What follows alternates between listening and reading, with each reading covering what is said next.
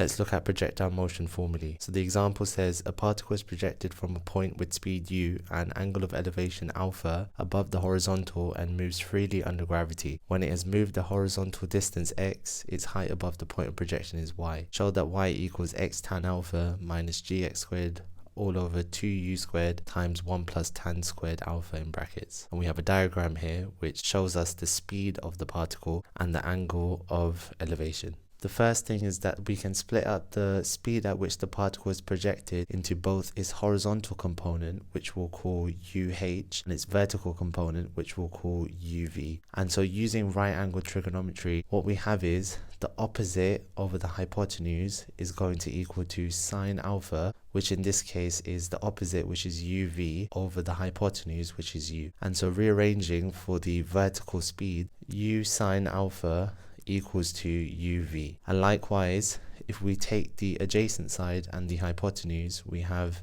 cos alpha, which equals to the adjacent side, which is UH, over the hypotenuse, which is U. And so resolving for the horizontal component of the speed, we end up with U cos alpha, which equals to UH. Now, if we resolve upwards, given that the particle is projected upwards, then we'll take the upwards direction to be positive. We have the following SUVAT. The displacement from the point of projection to the height above the point of projection is equal to y. We have the vertical component of the initial velocity, which we got as u sine alpha. The final velocity we don't know. The acceleration due to gravity always acts downwards and is labelled as g. But since we've taken upwards to be positive, then our acceleration due to gravity will be negative g, because gravity acts downwards. And then the total time for this journey we'll label as capital T.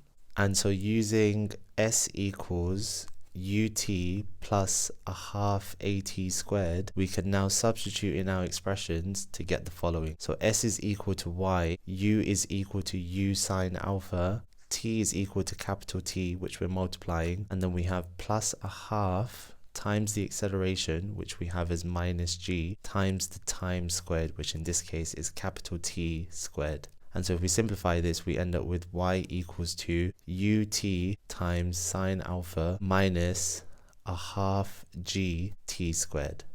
Now we'll resolve horizontally to the right. Since the particle is projected to the right, we'll take this direction to be positive. And so in this scenario, we can use speed equals distance divided by time, where in this case, the horizontal distance from the point of projection is equal to x. So replacing d with x, we get the following. The total time of the journey, which we don't know, in this case we'll label as capital T, because the time that it takes to travel the vertical distance is exactly the same as the time it takes to travel the horizontal distance.